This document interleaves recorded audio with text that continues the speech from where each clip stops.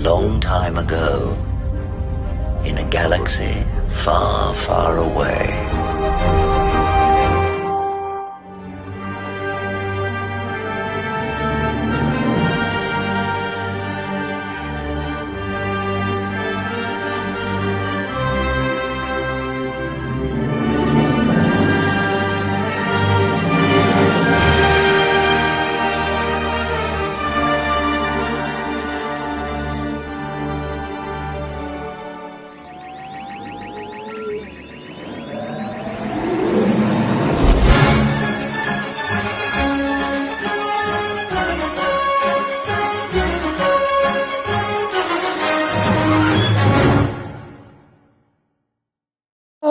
My good friend Lord Toranaga complimented me on yesterday's video, and I kind of started thinking more about my thesis that we have a problem with Star Wars, and it stems from people on the left. We have here, right here, this is Iron Man when he dies. He died heroically.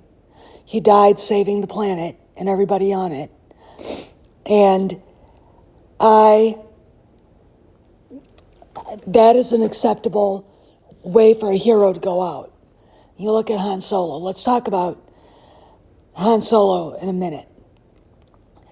Again, Kevin Feige knew what he was doing when he did that with Iron Man. Now let's go to Han Solo. Okay. This is a guy who, if you read the EU, grew up an indentured servant. He was abused, neglected, and really the only creature that cared about him was an old female Wookiee named Dulana. And when he decided he'd had enough and wanted to escape, Dulana ended up having to save him, and she sacrificed herself. Han goes to this planet, discovers there's a underground slave community there, and falls in love with a Corellian girl named Bria Theron, whom he helps liberate, and they go on an adventure, and she ends up leaving him. That was his first love. Han Solo is a guy, when you meet him, with abandonment issues. And because of how he grew up, he's very much always in survival mode.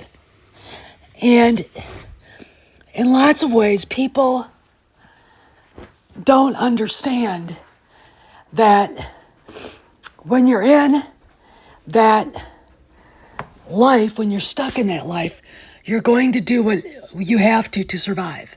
Han Solo did that. And when I think of the character, I think of a guy with a good heart. Think about freeing Chewbacca from his slave bonds and saving Chewbacca's life at the detriment of his own career. He ended up getting court-martialed and kicked out of the Imperial Navy, and he was lucky they didn't execute him because he stun blasted his commanding officer, who was a nutbag. This is a good person who keeps himself very, how can I describe it? Very remote from his feelings, from doing the right thing, because doing the right thing has never gotten him anywhere. In his perspective, he does the right thing, saves Chewbacca, loses his career. Does the right thing, getting Bria out of the slave bonds, and she runs away. Bria shows up again. They go back to free the slaves and get all this loot with the rebellion. The smugglers and the rebels team up together, and Bria dumps him again. And he basically tells her then, if I see you again, I will kill you myself. Those aren't the words of a kind person. Those are the words of someone who's good humor, good intentions, were never respected. Always got him into worse trouble than he was before. And that's why when he says, I'm not sticking my neck out for this woman, this is a man who has done that before and got shit for it out of the deal.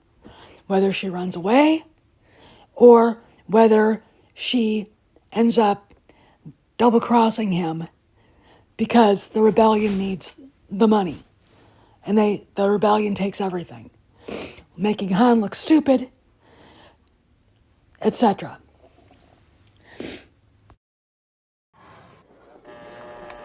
For 10 long weeks, the Star Wars company labored on the suburban London sound stages, bringing to life a film that had begun as an idea with George Lucas 3 years before.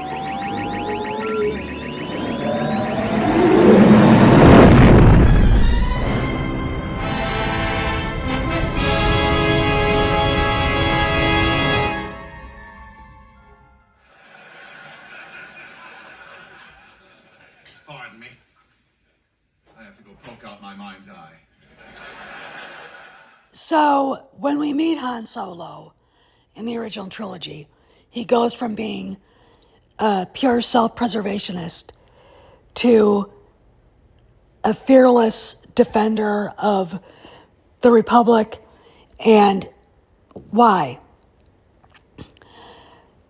He falls for Leia. He doesn't want to. He's been there before.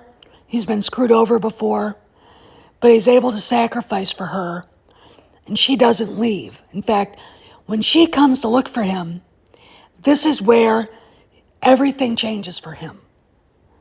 All right, this is because a woman he adored, actually came to seek him out, to find him, to save him. Han grows from there. If you read the EU, he's a very grown-up, wise individual. He's still reckless, but he's a dad, he's a husband, he's mature. Now, what happened? Star Wars, the sequel trilogy, came out on the heels of Twilight, where a pasty-faced, unattractive, creepy-looking white dude attracted a bunch of young women and middle-aged women to want to be part of the show, want to watch it. And also, it didn't help that 50 Shades of Mommy porn came out then, too. Adam Driver, who's literally, in my opinion, the most overrated actor and one of the most unattractive human beings I've ever seen in my life, got the chance to play Ben Solo. And just the name alone is stupid. And what happened is a microcosm of the internet dovetailing with the narcissistic, immature reasoning of a group of women who started calling themselves Reylo. And when this occurred, nothing in the original trilogy, from Han's heroism, mattered to them. They rationalized Darth Reylo's actions against his father. His father was abusive. His father left, blah, blah, blah. Didn't help that J.J. Abrams basically allowed that to happen. Turns around, J.J. Abrams regrets doing that now. A lot of things J.J. should regret. Okay? It was a stupid idea to begin with. Adam Driver was a poor choice to play the character. But this character is an example of how far viewership and social justice warriors, which, if you're a Reylo, you're probably a feminist. You're probably kind of confused about your own sexuality, and you probably are mentally unstable and very much a narcissist. So anything that came before you doesn't matter, okay? Character arcs, how people grow and change throughout their lives, is that something you're interested in because you've never been taught to look at the world in the way it is and how people grow up? These people ceased maturing at like the age of 15.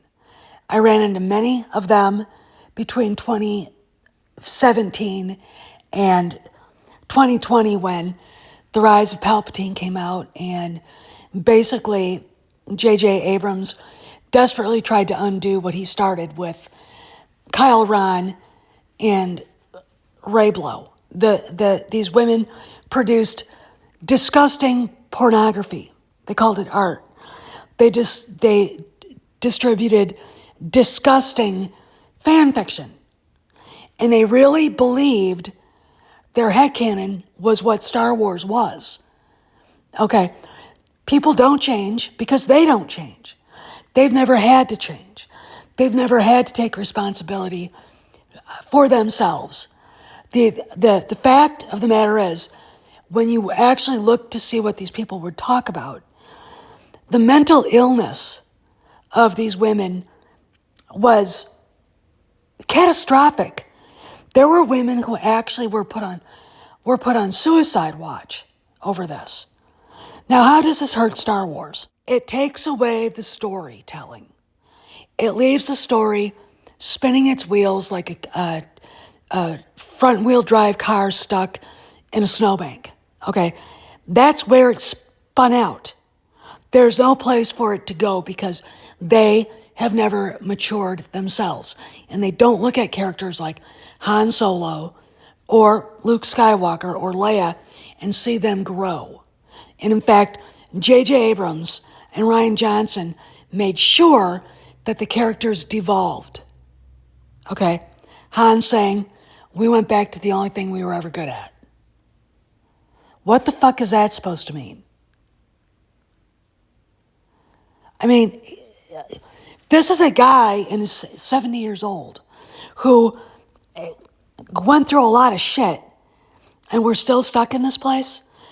Let's talk about Luke Skywalker. Luke, hero's journey, like I said before. Luke, when you meet him in Star Wars: A New Hope, he's 18, 19 years old. He's young and still very much a boy without really any real-life experiences. By the time you reach, I'm going to say, Heir to the Empire era, he's already the Grand Master Jedi assigned by the Provisional Government of the Republic to seek out and create a new Jedi Order. Okay, Luke goes from being a callow youth, doubting himself at times, to being a confident, very competent warrior and Jedi Master. Okay, you don't reach that stage by being an unevolved child.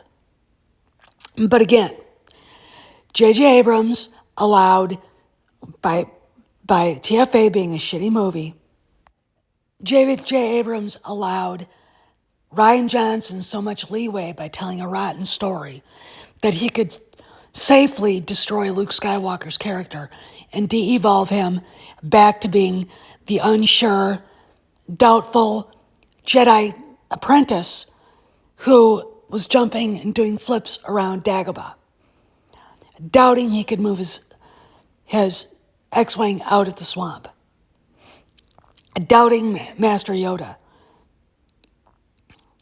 That's who Rian Johnson saw Luke Skywalker. And when I think about it, when you hear Rian Johnson talk, when you hear about how he and his friends behave, they're stuck in the age of 15 years old. All right? They're stuck in this immature place. And it's a product of the left. Because, look, Democrats I know are very immature about everything. They're emotional. And de-evolving Han Solo, putting him back to where he started. Leia, putting her back to where she started. And of course, Luke, is basically them saying this is how we saw the adults in our lives. When really, the adults were a mere product of the Frankfurt School's way of teaching people. Deconstructing, look, older Democrats in the late 60s, early 70s are basically still very immature. They're very emotional. And they raised very immature, emotional children, Rian Johnson being the example. J.J. Abrams not being strong enough to say we can't do this to these characters. We have to do what George wanted. George never would have allowed any of this to happen. Okay? Now, the fanboys out there might not have liked what George did. All right? And trust me, there'll be some prequel-hating, George-hating asshole showing up here. But it would have been his story because these were his characters. And Han Solo, you can't get from A to B. You can't get to A unless you know his background. And we never knew his background. But now we have kind of an idea through the A.C. Crispin trilogy. Luke, we knew his background. Leia, we knew her background. Privileged and elite, very elite girl who was never afraid to fight for what's right. Okay? That's the princess. And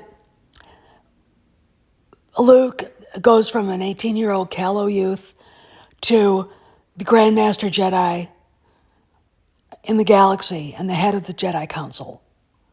All right? He went on to become something he didn't even know he could be because he didn't know it existed. Han Solo embraced the compassionate, idealistic man that he was as a young man after he escaped his servitude. Okay? Leia embraced her femininity. What you got with the sequel trilogy is a bunch of immature heroes who really weren't heroic, because Rian Johnson and J.J. Abrams do not believe in the elevation of the soul because they don't believe the soul exists. And their storytelling proves it. Okay? This is another doubling down of my video from yesterday, but I had to. Steph, signing out. I'll see you around the galaxy.